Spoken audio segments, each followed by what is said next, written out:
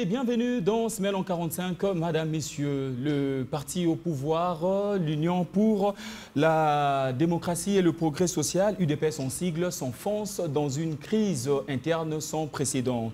À la base de ces tensions, plusieurs cadres de ces partis au pouvoir, dont l'ex-ministre de la Santé, en la personne d'Eteni Longondo, il faut aussi citer Jekobea et Emani Dioko, ont retiré leur confiance auprès du secrétaire général Augustin Kabouya, l'accusant comme ça de manque de vision de l'utilisation abusive de prérogatives dévolues à la présidence du parti et aussi la gestion solitaire et personnalisée du parti, en même temps du clientélisme politique dans la gestion des enjeux du pays. Et en deuxième partie de Semaine en 45 de ces jours, nous allons aussi faire le point sur les détournements en République démocratique du Congo. Comme vous le savez, les détournements à grande échelle dans les institutions de la République démocratique du Congo qui plombent encore une fois le quinquennat de Félix-Antoine Tshisekedi dans les méandres. Nous allons donc établir la responsabilité de l'IGF et la Cour des comptes au cours de cette émission. Voilà donc l'essentiel de l'actualité que nous pouvons vous donner de cette semaine. Je ne suis pas seul. Nous allons donc découdre autour de ces deux thématiques précitées dans ces plateaux avec Trésor Kalala, qui est secrétaire national en charge de la communication à ADC. Et c'est un parti, il faut le dire, de l'Union sacrée. Trésor Kalala, bienvenue dans Semaine en 45. Merci, monsieur le journaliste. Et j'ai dit bonjour à mes co-débatteurs et beaucoup plus aux membres de mon parti politique, Alliance pour les actions de développement du Congo, AADC en sigle, dirigé par Madame Adel Kabena. Je crois que nous allons passer des bons moments ici et les téléspectateurs à la maison seront satisfaits du niveau et de la qualité du débat que nous aurons à les offrir sur ces plateaux. Exactement. Et de l'autre côté, nous allons aussi échanger avec Adonis Mbouyama, qui est analyste politique et proche de l'Union sacrée. Bienvenue dans Semaine en 45, Adonis. Bonjour, monsieur Rufin Koubenouzo. C'est toujours un plaisir d'être sur ton plateau de télévision pour débriefer sur l'essentialité de la chronique politique nationale. Qui dit pouvoir en place, dit aussi opposition. Donc, je vois là Jean-Pierre Bélézy, qui est communicateur PPRD. Bienvenue, Jean-Pierre Bélézy, dans Semaine en 45. Merci, mon ami, pour votre invitation. Je voudrais, par cette même occasion que vous me donnez, en tout cas, saluer tous les téléspectateurs de cette grande émission, mais également saluer mes co-débatteurs.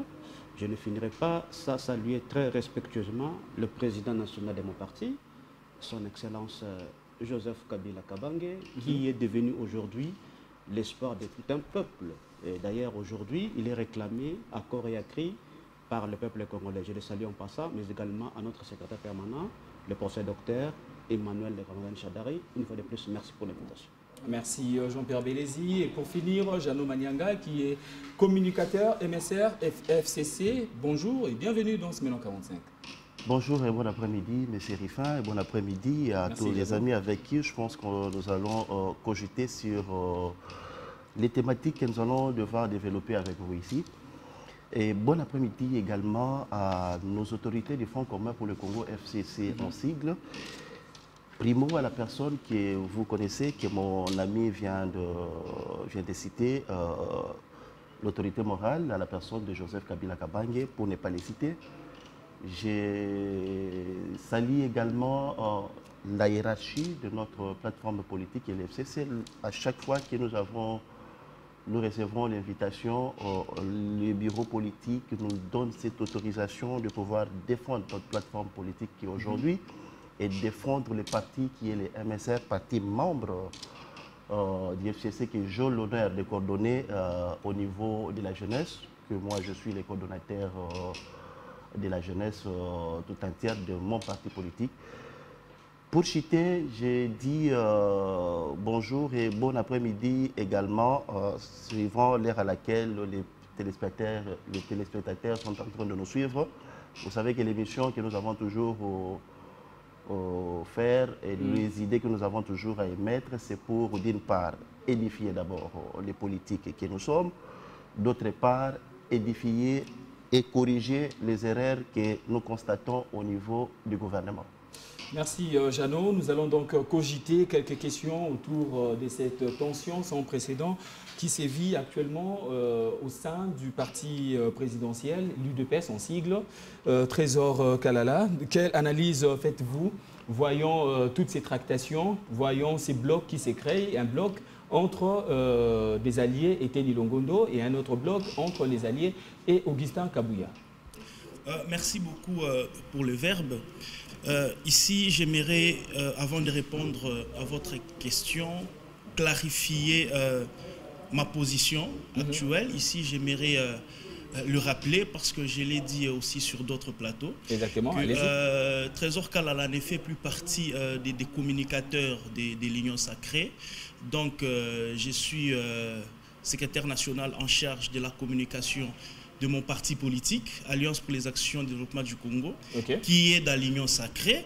Mais en entretemps, je suis en train de demander au président de la République de dissoudre l'Union Sacrée parce qu'il faut noter ici que l'Union Sacrée a montré ses limites. En fait, l'Union Sacrée était créée pour atteindre des objectifs, ceux de la bonne gestion et pour que les peuples puissent se retrouver. Mais j'ai constaté que l'Union Sacrée passe à côté de cela. En fait, l'Union Sacrée, on s'est débarrassé des Kabila, on a la majorité maintenant au Parlement, mais dans la gestion, l'Union Sacrée est en train de faillir. Nous constatons que le Présidium, notamment les 6 membres du Présidium, sont en train de prendre la scène politique en otage et même tout le peuple congolais. Comment la gestion ou l'histoire de tout un peuple peut être résumée au niveau des 6 personnes du Présidium qui veulent tout prendre et tout gérer. Nous en avons pour preuve. Regardez la composition, par exemple, du bureau de l'Assemblée nationale. Le président, c'est le Présidium. C'est Vital Kamere. Le premier vice-président, c'est le Présidium, UDPS. Le deuxième vice-président, c'est Mbosso, UDPS. Les questeurs, c'est MLC. Le rapporteur, c'est les partages de pouvoir qui posent problème. D'abord, il faut noter ici que l'Union Sacrée, c'est une affaire de plus de 700 partis politiques. On ne peut pas réduire cette grande plateforme au niveau des 6 partis politiques. Exactement. Regardez les débats au Sénat aujourd'hui. C'est Sama Lokonde qui veut être là, c'est le Présidium.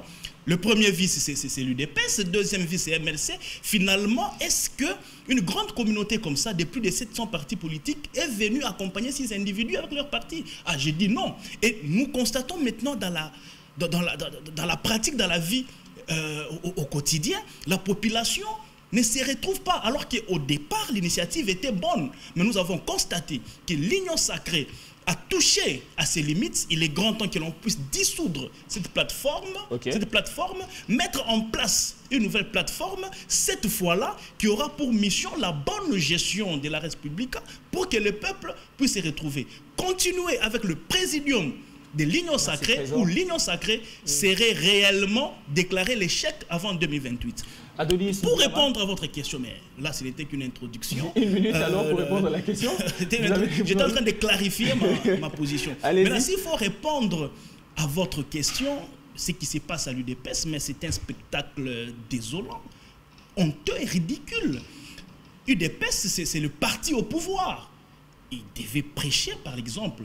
Écoutez, dans toutes les familles politiques, il y a des problèmes. Mais il faut apprendre à gérer les problèmes à l'interne. Mais quand ça devient un problème qui se règle sur la place publique, moi je crois que ce n'est pas un bon exemple que l'UDPS est en train de donner. Alors ici, moi je crois que l'homme au centre de tout ça, c'est le secrétaire général Augustin Kabouya. Il est accusé de beaucoup de choses, notamment abus de pouvoir, abus d'autorité, un manquement grave de respect en public, et manque puis de vision, manque de vision, il ne pistonne pas les combattants. Et aujourd'hui, IDPS, on dirait que c'est en train d'aller sur la rue. Alors moi, je crois, par élégance, moi si j'étais à sa place, parce qu'il semble que le bureau politique venait de les désavouer il y a une heure du temps. Il y a presque toutes les structures du parti, soit du pays, soit de l'extérieur, sont en train de les dévouer. Moi, je crois que par élégance et par hauteur d'esprit, M. Augustin Kabouya peut prendre la hauteur et démissionner, quitter un homme un homme d'État. Mais là, quand il faut s'accrocher jusqu'à ce qu'on te pousse à la porte, moi je crois que quelque part là, ça ne sera pas du tout bon pour un politique et beaucoup plus aussi pour son avenir politique. Donc bref, l'UDPS, on n'a pas besoin de ça, mais écoutez, le vin est tiré, il faut les boire, c'est un problème interne. Je crois qu'ils vont s'organiser et il y aura une issue. Adonis Mbouyama, vous venez donc d'entendre ce qu'a dit Trésor Kalala. Est-ce qu'aujourd'hui, peut-on vraiment dire qu'il faut dissoudre l'Union sacrée au vu de ce qui se passe au sein de cette plateforme qui accompagne le président de la République et aussi l'UDPS, ces spectacles désolants, comme vient de dire Trésor Kalala, qui nous livre le parti présidentiel? Merci beaucoup pour la... Avant de répondre d'abord à cette question superfétatoire qui ne saurait être tardée, je commencerai premièrement par présenter tout mon soutien à la population de l'Est du Congo qui sévit dans des conditions très endolories. Mes frères, nous sommes avec vous, l'heure de la libération viendra. Pour revenir à la question que vous m'aviez posée, celle de M. Kabouya, nous pourrons dire ceci. Le pouvoir du peuple, par le peuple et pour le peuple. Une tautologie assez simple mais qui retrace l'essentiel même de l'action politique. C'est lui de dire que la politique est un apostolat, l'homme au service du peuple. L'homme au service du peuple voudrait dire l'homme au service de la base. À l'image du Sphinx, Etienne Tshisekedi, qui fut un homme qui a diligenté l'UDPS avec une écoute indélébile. Il a écouté la base, il a vécu, il a dirigé ses partis avec ses combattants jusqu'au sacrifice suprême. Pour décrire aujourd'hui le comportement du secrétaire général Kabouya, c'est une question sur laquelle je ne devrais pas m'exprimer, de peur qu'au sortir d'ici que je ne sois tabassé par les uns et par les autres. Mais dans une évidence assez sereine, il serait bon que le secrétaire général Kabouya puisse se dire que sa gestion a été couronnée tant soit peu de beaucoup des irrégularités et que le moment serait venu pour lui de se dire que la carrière politique au sein d'un parti ne se résume pas simplement à être secrétaire général. Quand on aime un parti politique, on a beau être secrétaire général ou pas, on peut toujours servir ce même parti, c'est très important. Parce que si le pouvoir en place ne tire pas attention, notamment les membres de l'Union sacrée, et même le président de la République qui, au-delà qu'il soit détaché de parti politique, mais l'UDPS constitue la matrice de son pouvoir, s'il ne tire pas attention, cette guéraillade, cette titanomachie qui règne au sein de l'Union sacrée aujourd'hui sera une moule qui pourra finalement accoucher les jalonnements d'un nouvel ordre politique. Merci Adonis. Jean-Pierre Bélézy, vous êtes du PPRD, vous avez donc eu à diriger la République démocratique du Congo. Est-ce que nous vivons actuellement, le parti présidentiel, ces tensions, ces tractations, ces blocs qui se créent, vous avez vécu ça à votre époque? Comment vous appréhendez ce qui se passe actuellement au sein de l'UDPS? Mon cher ami, une fois de plus, merci pour la parole.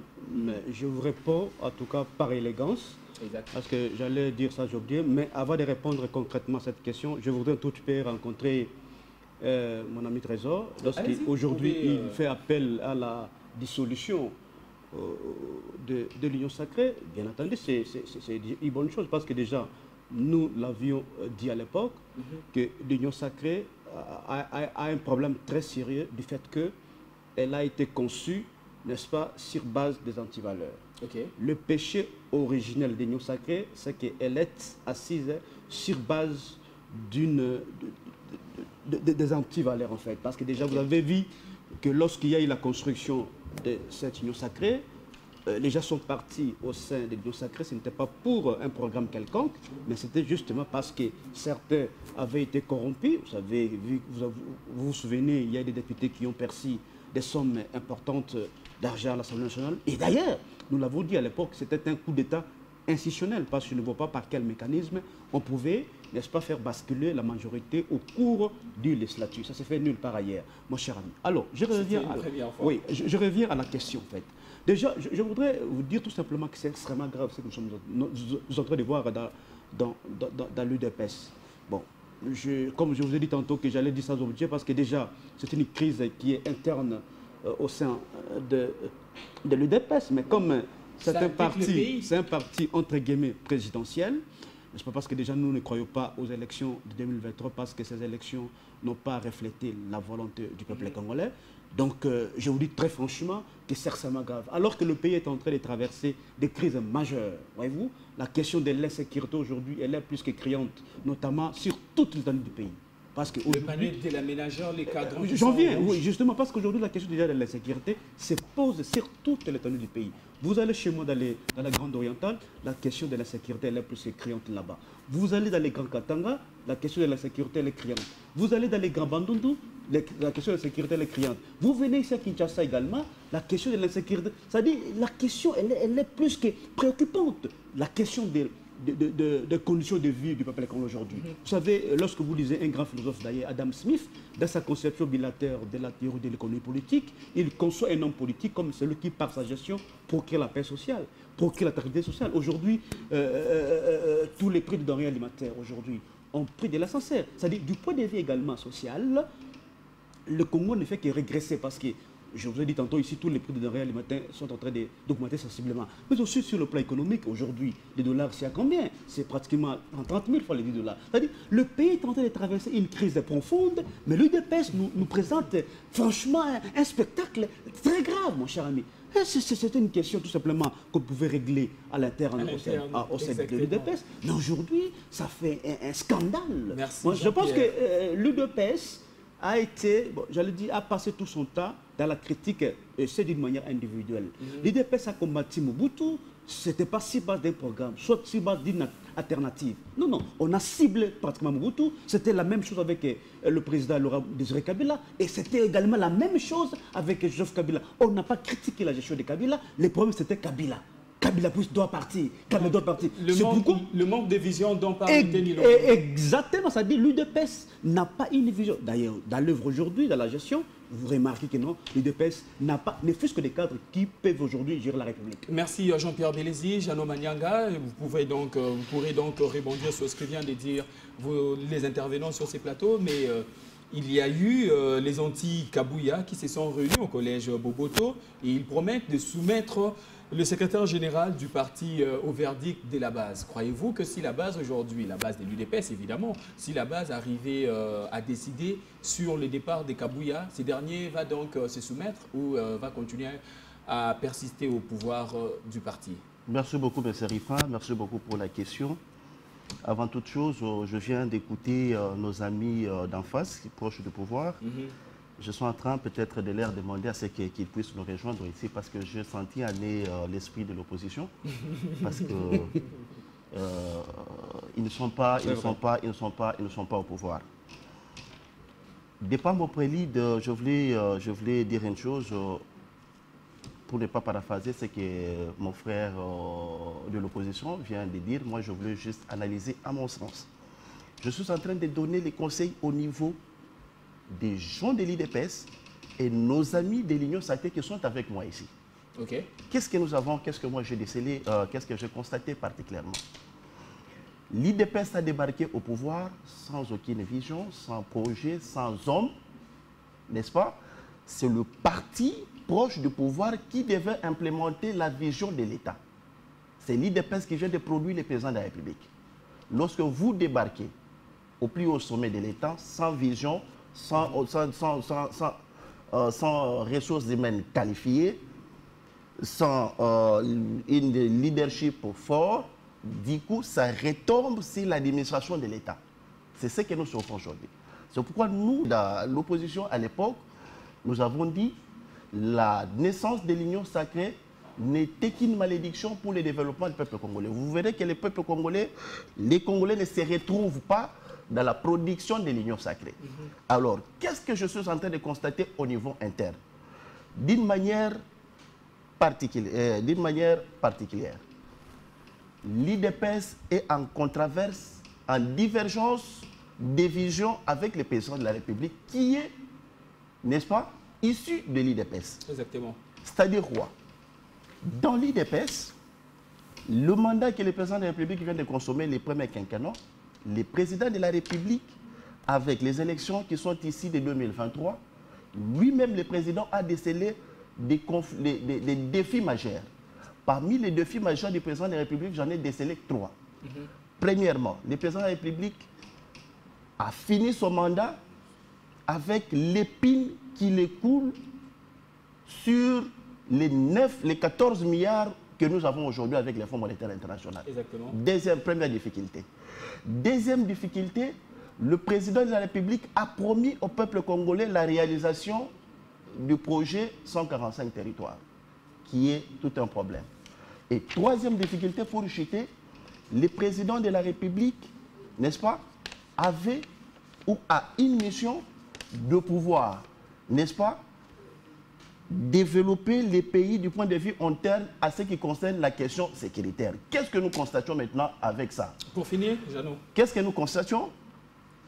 Les amis qui sont dans l'Union sacrée cherchent la coalition dans les vrais sens du mot. Les partages de pouvoir selon les quotas politiques et les poids politiques. Le président de la République n'est pas dans cette approche.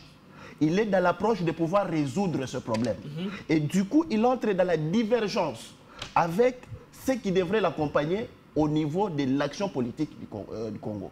Vous verrez que les gouvernements qu'il a implémentés aujourd'hui, mon ami du regroupement, je ne sais pas, et tout, il est en train de demander au président de respecter le poids politique. Bahati demande les quotas. Demande les quotas, INC demande les quotas, MLC demande les quotas. Vous avez vu, avant que le président puisse faire sortir son gouvernement, il a tâtonné. D'abord, il a fait des dossiers à Matata pour faire de lui un premier.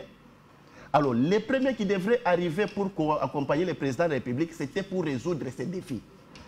Assurer l'assurance avec les bailleurs de fonds, qui est les FMI et Fonds monétaire international, pour qu'on puisse lui octroyer encore les crédits. Merci, Jeannot. Assurer les bailleurs de fonds pour pouvoir réaliser les projets 145 territoires. Du coup, l'aspect quota n'est pas respecté dans la vision des chefs de l'État. Celui-même, le président de la République, qui vient de mettre l'Union sacrée dans ces difficultés qui sont en train de vivre aujourd'hui. Voyez-vous, c'est comme ça que nous avons dit, l'Union sacrée n'est qu'une malédiction pour le peuple congolais. L'Union sacrée ne travaille pas pour l'intérêt de la population, travaille pour résoudre ces problèmes au niveau extérieur, et ces problèmes au niveau interne.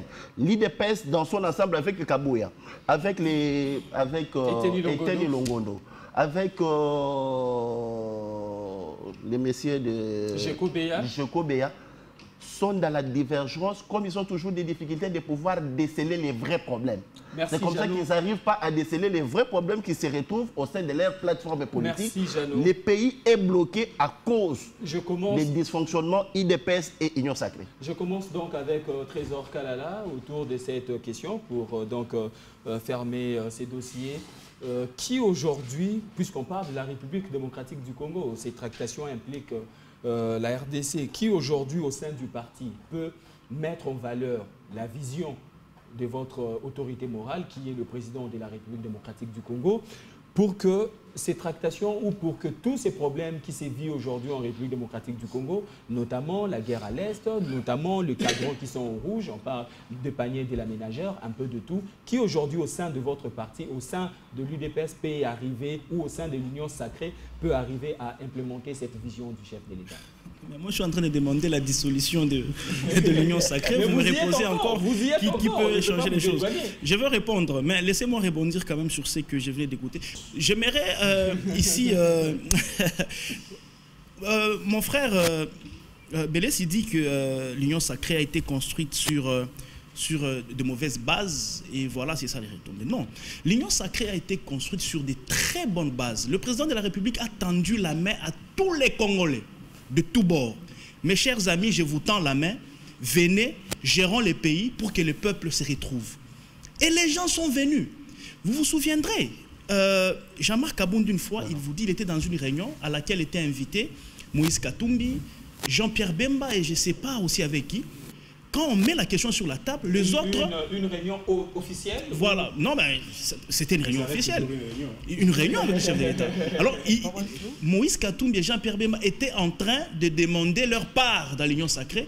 Et là, c'est Kaboum qui recadrait Jean-Pierre Bemba et Moïse Katumbi pour leur dire, non, ici, ce n'est pas question de faire les partages de postes. Ici, c'est rassembler les gens pour voir comment nous allons gérer la reste publique pour que la population puisse se retrouver. Donc, vous comprenez que l'Union sacrée, c'était construite sur de très bonnes bases, une bonne vision afin d'atteindre les objectifs. Mais dans le parcours, c'est là que je rejoins Jeannot, les animateurs de cette structure qu'on appelle Union Sacrée. Écoutez, moi je me dis, le chef de l'État n'a pas pour opposant Joseph Kabila. Il n'a pas pour opposant Moïse Katumbi. Il n'a pas pour opposant Fayoulou et les autres. Le vrai opposant du président de la République, ce sont les personnes sur lesquelles lui a jeté son dévolu, sa confiance, afin de gérer pour le bonheur du peuple, mais qui, eux, en retour, ne font pas ou n'accomplissent pas la mission qui leur avait été confiée par le président de la République. Écoutez, donc là, nous sommes au niveau d'abord pour dire que les animateurs de l'Union Sacrée, écoutez, quand on est chef, on fait confiance à ses partenaires, on fait confiance à ses collaborateurs. Je vous confie l'Union Sacrée, organisez-vous pour gérer les pays, mais vous, quand vous êtes dans la marmite, eh bien, c'est pas pour le pays, mais c'est pour vous. Je viens de donner l'exemple ici de ces 6 personnes du président de l'Union Sacrée qui veulent tout prendre. Ils ont pris le bureau de l'Assemblée nationale. Mais du côté du Sénat, il n'y a pas d'autres partis à l'Union Sacrée. Dans les gouvernements, dans les entreprises publiques, vous voyez que ce sont les 6 personnes des 6 partis politiques qui veulent tout prendre. Mais écoutez, mais oui, je suis libre à penser, libre à réfléchir. Je ne suis pas un robot qui, on doit mettre des paroles pour venir réciter sur comme un perroquet. Je réfléchis. Être à l'Union Sacrée, il ne faut pas être esclave de 6 personnes. C'est comme ça que je dis, on n'a pas atteint les objectifs de gestion, et bien cette plateforme doit être dissoute, créer une nouvelle question que la population puisse se retrouver. Je ne veux pas m'attarder sur ça, je crois que c'était de bonnes bases, mais le chef de l'État est trahi par les personnes en qui lui a placé sa confiance. L'insécurité, on me dit ici, non, je sais qu'il y a l'origine de l'insécurité, mais écoutez, je veux bien que cet argumentaire provienne de notre Congolais. Mais quand ça provient de quelqu'un du PPRD, même la population est énervée. Écoutez, nous connaissons la source de l'insécurité dans ces pays, et bien c'est Kabila. Qu'est-ce que vous voulez? Tshisekedi a 6 ans au pouvoir, mais la guerre a plus de 20 ans, s'il vous plaît. Il a fini avec la guerre en 2013. Mon cher ami, écoutez, c'était des semblables. Il y a eu des concessions. Nous connaissons au CNDP, comment les choses ont évolué. Il y a eu des concessions. Ces gens-là ont eu ce qu'ils cherchaient. Alors, quand Tshisekedi ne sait pas leur donner ce qu'ils cherchaient, mais c'est comme ça qu'ils reprennent les armes. Le Congo était un et indivisible. J'ai dit ceci. Ces gens, écoutez, Kabila avait donné à ces gens-là ce qu'ils avaient toujours cherché. Quand Tshisekedi prend le pouvoir, il coupe ça. Et c'est comme ça que ces gens reprennent les armes. En les invitant ici au Congo? Écoutez, personne ne les a invités. Là, il ne faudrait pas... Non, personne ne les a invités. Mais la personne... C'est un autre débat. De cadres de l'UDPS ont eu... Quel cadre? Écoutez, personne n'a invité... Personne n'a invité les invités. Donc, Tshisekedi a hérité une guerre. Il est en train de se battre pour finir ça. Tshisekedi a trouvé ça. Nous nous battons pour finir. Ceux qui nous ont laissé la guerre, ils existent, ils sont là. Donc quand c'est quelqu'un du PPRD qui dit non, mais écoutez, c'est la source de l'insécurité, mais la guerre, la date de combien d'années, s'il vous plaît? Alors pour finir définitivement, avant de rebondir quelques minutes sur ta question, on me dit si le président n'a pas une vision claire et tout et consort. Mais écoutez, c'est quoi une vision d'un chef d'État? Mais réfléchissons, faisons un débat comme les intellectuels. La vision d'un chef de l'État s'exprime par son projet de société, matérialisé par le programme du gouvernement qui est scindé en des projets. C'est ça la vision du chef de l'État. La vision du chef de l'État, c'est son projet de société. Mais vous vous rendrez compte que lors du premier quinquennat, il avait son projet de société, mais comme il fallait être en alliance avec le FCC, cela avait été modifié, vous vous rappelez? Mais là, il y a un projet de société qui doit être exécuté matériellement par le programme du gouvernement dans les différents projets. Donc c'est ça la vision du chef de l'État, et les personnes en qui lui a placé sa confiance doivent travailler selon sa vision qui est son projet de société. C'est ça la vision d'un chef de l'État. Alors, donc il ne faudrait pas faire de l'amalgame. Il y a une vision, mais les animateurs, les acteurs en qui on a placé la confiance ne font pas leur travail. C'est ça le problème. Alors, pour chuter par rapport à votre question, qui est cette personne maintenant qui va changer les choses? Mais je suis en train de demander au président de la République de dissoudre d'abord l'Union Sacrée, de faire confiance à la nouvelle classe politique. Écoutez, Mobutu avait sa classe politique, on parlait de ça dans le couloir avec M. Jeannot. Kabila, le père, est venu avec sa classe politique. Joseph Kabila nous a laissé une classe politique. Mais aujourd'hui, quelle est la classe politique de Félix Tshisekedi? Ça n'existe pas. je suis en train de demander au président de la République de faire confiance à la jeunesse, à la nouvelle classe politique, petit à petit de s'éloigner de ces gourous, parce qu'ils ont déjà prouvé leurs limites depuis la nuit des temps. Il y en a qui sont là depuis Mobutu jusqu'à aujourd'hui, ils n'ont rien changé. Qu'on fasse confiance à la nouvelle génération, à la nouvelle dynamique, avec les nouvelles réalités, je crois que nous allons changer les choses. Mais attendre quelque chose venant de l'Union sacrée, là c'est rêver. La même question à Adonis, qui est cette personne au sein de l'Union sacrée ou au sein de l'UDPS pour implémenter la vision du président de la République? Pas. Il faut une nouvelle classe. Je suis parfois ému quand je suis sur un plateau de télévision de voir certains confrères s'estimer avec un langage assez indélébile que je ne partage pas. Ce plateau ne doit pas être tourné en une cour de bouffonnerie, car nous sommes là pour édifier. Tous savions que la gestion des 18 ans fut une gestion chaotique, une gestion chronologiquement chaotique, se caractérisant par la confiscation de toutes les libertés individuelles, donc un régime totalitaire. Et cela n'est un secret de polichinelle pour personne. Mais d'autres diront que c'est ce qui s'est vu aussi avec ces régimes. C'est un constat assez rare que je ne saurais partager. Tous les Congolais voient ce qui se passe. On a vu les efforts qui ont été opérés pendant 18 ans. On a vu ce qui s'est fait pendant 3 ans. Le président Tshisekedi est un homme à féliciter. C'est un ange qu'il faut protéger. Parce que l'homme a su démontrer d'une politique de maître pour ramener les gens aujourd'hui, pour mettre tout le monde ensemble, pour dresser un canevas qui peut concilier tous les Congolais vers un avenir certain. C'est très important de le souligner. Il ne faut pas adhérer dans des hérésies qui ne permettent pas l'émulation d'une politique pouvant faire avancer notre pays. Pour répondre à la question qui a été posée, celui de l'union sacrée. Moi, je dirais que dans toutes les familles politiques, il y a toujours des frustrations qui arrivent. En Lingala, il y a un adage qui dit Mabe ya moto balingaka, balobarango na libanda te. Mais UDP, c'est le bien mot. Mabe ya moto balingaka, balobarango na libanda te. Dans une famille politique, il y a des frustrés, c'est des choses qui peuvent arriver. Mais dans la quiétude, dans la concorde, nous allons nous mettre tous sur une table pour discuter, pour évaluer ce qui s'est passé et ce qui se passe maintenant et dire où est-ce que nous pouvons aller. Voilà donc le discours réconciliateur qu'un membre de l'Union sacrée doit tenir partout où il se trouve pour l'intérêt de notre famille politique et pour la sauvegarde des acquis que le chef de l'État a montré. Bon, je l'ai bien dit, nous sommes tolérants dans l'Union sacrée, c'est une famille, chacun a son opinion, mais je suis fort convaincu que sa vision se rabiboche toujours à celui du chef de l'État. Merci Adonis. Jean-Pierre Bélézy, la même question. Et si vous pouvez bien rebondir aussi sur ce que vient de dire Trésor et Adonis.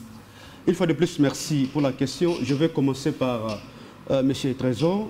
Lorsqu'il dit tantôt que l'Union sacrée a été conçue sur de bonnes bases, en fait. Bon, je ne sais pas sa formation scientifique, excusez-moi.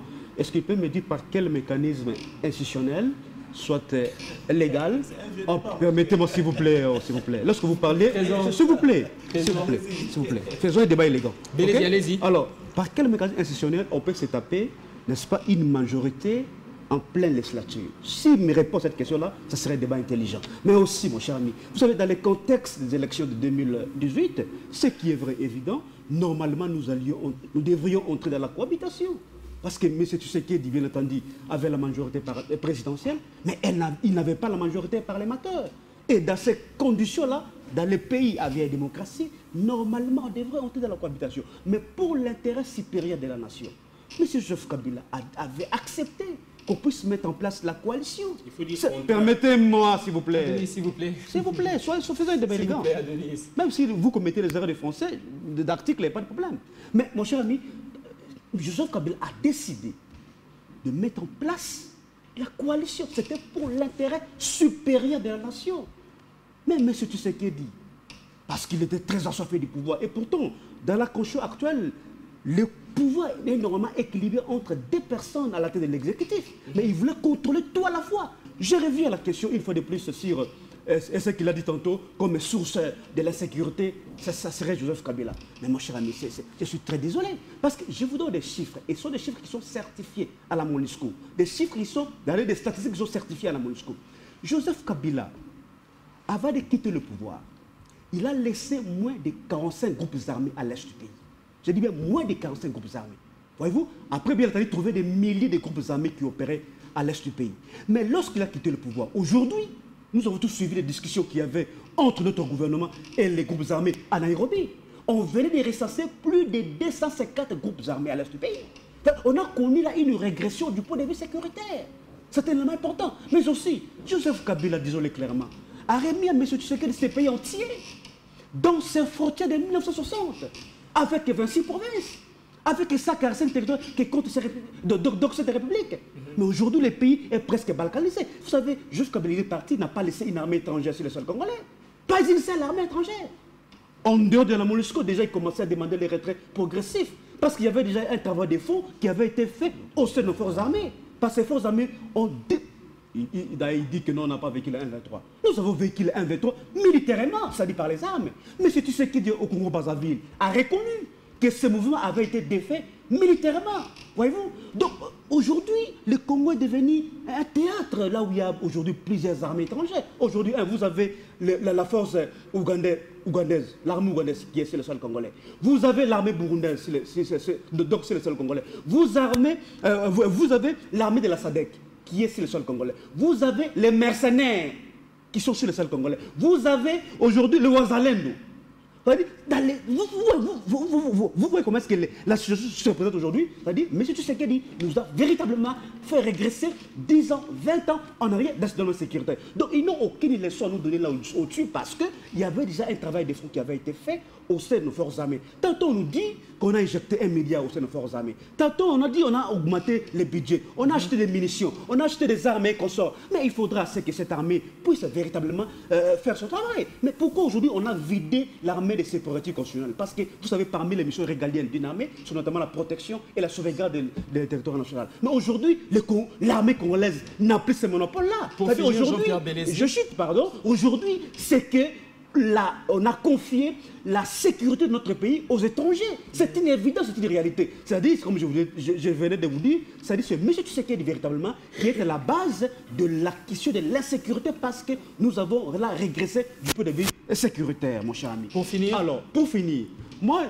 je pense que nos amis doivent être franchement raisonnables, mais aussi rationnels dans les débats. Parce que moi, je l'ai toujours dit, lorsqu'à tout moment, on veut nous faire croire que Joseph Kabila n'avait rien fait, c'est extrêmement grave. Parce que Joseph Kabila, comme je vous l'ai dit, d'ailleurs nos amis doivent être reconnaissants parce que ni était la démocratie instaurée par Joseph Kabila dans ces pays, il ne serait pas aussi au pouvoir aujourd'hui. Mon ami dit tantôt ici que non, il y a eu la confiscation de libertés fondamentales, etc. Non, pas du tout. Mais aujourd'hui, mon cher ami, qui peut parler, qui peut critiquer M. Tshisekedi aujourd'hui dans ce pays? Qui? Heureusement, il n'y a personne. Non, mais lorsque vous le critiquez, vous êtes en prison. Aujourd'hui, Jean Makaboun, il est où? Permettez-moi, s'il vous plaît. Permettez-moi. Jean Makaboun, il est où? Merci beaucoup. Je suis content que tu l'aies affirmé. C'est-à-dire, c'est une manière de dire. C'est une manière de dire. Calmez-vous, monsieur, c'est quoi ça? Calmez-vous. C'est-à-dire, c'est une manière de dire tout simplement que non. Le fait est que vous le critiquez, vous serez arrêté. C'est une vérité aujourd'hui. Jean Makaboun. Oh, monsieur. Mais franchement, il est où? Il sort d'où? Jean-Pierre Bélézy. Ne cassez pas, défendez votre opinion. Jean-Pierre Bélézy, allez-y. C'est pas comme ça on fait des débats. Allez-y, pour finir, on doit prendre Jeannot Maniang et pour passer à l'autre sujet. Allez-y. Adonis. Jean-Pierre. Non, il peut parler. Allez-y. Vous avez fini? Mais ça ne se passe pas comme ça, mon cher. Adonis, s'il vous plaît. Jean-Pierre, allez-y, en 30 secondes. Tu as dit ça ici. S'il vous plaît, Adonis. Jean-Pierre Bélézy, allez-y, en 30 secondes. Je disais tantôt ceci que non. Le problème, c'est que nous avons un pouvoir qui n'a pas une vision claire et éclairée en ce qui concerne la gestion du pays. Dans tous les domaines aujourd'hui, les Congos reculent. Dans le domaine sécuritaire, le Congo est en train de reculer. Dans le domaine économique, les Congos reculent. Dans le domaine social, les Congos reculent, mon cher ami. C'est ça la réalité aujourd'hui. Donc ils ne doivent pas aujourd'hui incomber leurs échecs sur les dos de Kabila. Ils sont aujourd'hui, ça fait plus de 6 ans de gestion. Mais comment les gens qui ont déjà fait 6 ans de gestion, mais ils continuent quand même à avoir la gestion des Kabila, mon cher ami. Lorsqu'on a le pouvoir, merci, on ne plaît pas, on agit, solutionner les problèmes de la population congolaise. Merci. Au lieu de venir nous dire, non, c'était Kabila qui n'a pas fait ceci, Kabila n'est plus au pouvoir. C'est vous qui avez les manettes du pouvoir, gérer la République et trouver les solutions surtout aux problèmes du peuple congolais. Merci Jean-Pierre Délézy. Jeannot Maniang, après tout ce qui a été dit, je vous demanderai de vous résumer, puisqu'on doit passer à la deuxième thématique. Merci beaucoup, M. Rifage. En résumé, il y a des thématiques que je viens d'écouter ici, il y a des choses que je viens d'écouter ici que je ne peux pas laisser passer. Premièrement, il y a mon ami Kalala qui vient de parler de l'insécurité. J'ai déjà débattu plusieurs fois avec mes amis de l'IDPS et de l'opposition en général dans plusieurs plateaux de télévision concernant la question de l'insécurité. C'est une question que je ne cesse jamais de dire. Je suis en train de le redire encore, chers camarades. La question de l'insécurité, chers camarades, lui-même le président de la République, plusieurs fois dans les concerts des nations, il a dit que le M23 a été défait. Et vous connaissez l'opération Pomme Orange, n'est-ce pas? Je pense que vous n'étiez pas au ciel, vous étiez avec nous ici au Congo. Premièrement. Deuxièmement, je vous donne un devoir, c'est un TP, allez lire l'opération Chouja sur la résurgence du M23. Je pense qu'ils sont en train de nous suivre à la télévision. Dire résurgence. Adonis, s'il vous plaît, quel que soit, s'il vous plaît, allez-y, Jadjano. Effectivement, il cherche à perturber le fil du thé. Lorsque vous lisez l'opération Chouja, sur la résurgence du M23, vous allez constater ceci. Ces gens que vous voyez aujourd'hui, avec qui nous débattons aujourd'hui, ils sont allés signer les 9 et les 10 novembre 2019, à quelques jours au pouvoir, avec l'Ouganda, avec le Rwanda. Ce dont ils ont signé, ça nous a amené là où nous sommes retrouvés aujourd'hui, parce qu'ils sont allés très vite en besogne en signant des accords avec le Rwanda sur l'exploitation de l'or en cédant Sakima. Le Rwanda s'est retrouvé, n'est-ce pas, lésé sur d'autres formes d'accords qu'ils ont signés avec l'Ouganda. Et du coup, l'opération Chouja a proposé à ce régime actuel l'état de siège. Cet état de siège est en train de produire les effets dans l'avantage de ce régime tel que programmé. C'est ainsi que mon ami vient de dire, Kabila a laissé 40 groupes armés. Aujourd'hui, nous en avons plus de 180.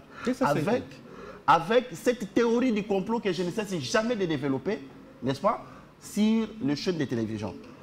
Autre chose. Pour finir. Autre chose. J'ai développé ici que l'Union sacrée n'est pas venue pour travailler pour l'avantage du peuple congolais. Lorsqu'on débarque à la tête d'un État, le leader, qui est le président de la République, devrait avoir une vision. Dans la vision, il y a le programme. Dans le programme, il y a le leadership. Dans le leadership, il y a la bonne gouvernance. Le président s'est soldé dans les premiers quinquennats, donc il a été élu avec un projet de société segmenté en peuple d'abord. Le peuple d'abord s'est soldé à mauvaise gestion, mauvaise vision, pas de programme, pas de vision. Qu'est-ce que j'ai constaté en 2023? C'est lui-même le président, au lieu de présenter un nouveau programme qui devrait, n'est-ce pas, remplacer le peuple d'abord, c'est le président de la République qui présente au peuple congolais les acquis, conservation des acquis. Qu'est-ce qu'on devrait conserver? Le président, je l'avais dénoncé plusieurs fois, il a juste utilisé des syllogismes pour se moquer de ce peuple congolais. Nous devons consolider quoi? Nous devons consolider ce qui a été fait dans le quinquennat passé. Qu'est-ce qui a été fait dans le quinquennat passé? La mauvaise gestion, pas de vision, mauvaise gouvernance, ainsi de suite. C'est ainsi que, dans le deuxième mandat, je l'avais dit sur base des termes scientifiques pour dire la consolidation dont parle le président de la République serait le tome 2 de ce que nous avons pris, ce que nous avons vécu dans le premier mandat. Qu'est-ce que nous avons constaté au mois de janvier du deuxième quinquennat du chef de l'État? Pas de vision, pas de programme, la mauvaise gouvernance. Dans la mauvaise gouvernance, qu'est-ce que nous constatons? Les premiers coups du projet 100 jours viennent de se répéter dans le deuxième quinquennat avec le dossier forage sous le même format. C'est ce que nous sommes en train de dire. C'est ce que nous sommes en train de dire. L'Union sacrée n'a pas une vision, n'a pas un programme, n'a pas la bonne gouvernance, il n'y a pas de leadership. C'est aussi par manque de leadership. Dans l'Union sacrée et dans l'UDPS, il n'y a personne pour implémenter la vision du président. C'est ce que nous vivons aujourd'hui. Nous sommes avec vous, M. Rifa. Nous ne vivons pas au ciel, nous vivons ici, nous vivons au Congo, nous vivons à Kinshasa, siège des institutions. La mauvaise gouvernance vient de reproduire avec ces nouvelles donnes depuis le mois de janvier jusqu'au mois de juillet que nous avons aujourd'hui. On nous présente les tomes de détournement. Merci, Jeannot. Par manque de leadership, ils sont en train de souffrir aujourd'hui. Merci, Jeannot. Mon ami Kalala, il ne sait pas. Il est allé faire quoi dans l'Union sacrée? Merci à vous, invité. Merci à vous, invité, d'avoir répondu à notre invitation. Merci, Jeannot, d'avoir répondu à nos questions. Merci. Donc, nous avons écoulé tous les temps. Nous devons donc rendre l'antenne. Merci à Trésor Kalala, qui est secrétaire national en charge de la communication à ADC, parti... Cher à Madame Adel Kabena. Et en même temps, vous êtes de l'Union sacrée, bien que vous demandez la dissolution de l'Union sacrée. Merci aussi à Adonis Mbouyama, qui est analyste politique et proche de l'Union sacrée, d'avoir répondu à toutes nos questions. Merci beaucoup à vous tous. Là où se trouve un chemin, il y a une voie. Merci. Jean-Pierre Bélézy, communicateur PPRD, merci aussi d'avoir répondu à toutes nos questions et de répondre à notre invitation. Merci. Merci aussi à Jeannot Manianga, qui est communicateur MSR, FCC, d'avoir répondu à notre invitation. Merci. Nous pensons donc de cette tension au sein de l'Union sacrée, au sein du parti présidentiel UDPS, que la paix va revenir puisque ça implique la République démocratique du Congo. En même temps, on ne pouvait qu'en faire tout un débat et vous avez donc compris autour de cette émission ce qui était du point de vue de nos invités par rapport à la thématique d'aujourd'hui. Et nous pensons que le président de la République va évidemment taper du poing sur la table pour que l'ordre puisse revenir dans son parti politique, bien qu'il est le président de la République, mais c'est là qu'il vient en tant que candidat. Merci à vous de nous avoir suivis de partout et merci à nos équipes de Digital Congo d'avoir été derrière la réalisation de cette émission. On se donne rendez-vous la semaine prochaine pour d'autres thématiques et sûrement nous allons donc vous donner le meilleur de cette émission. Portez-vous bien dans vos demeures.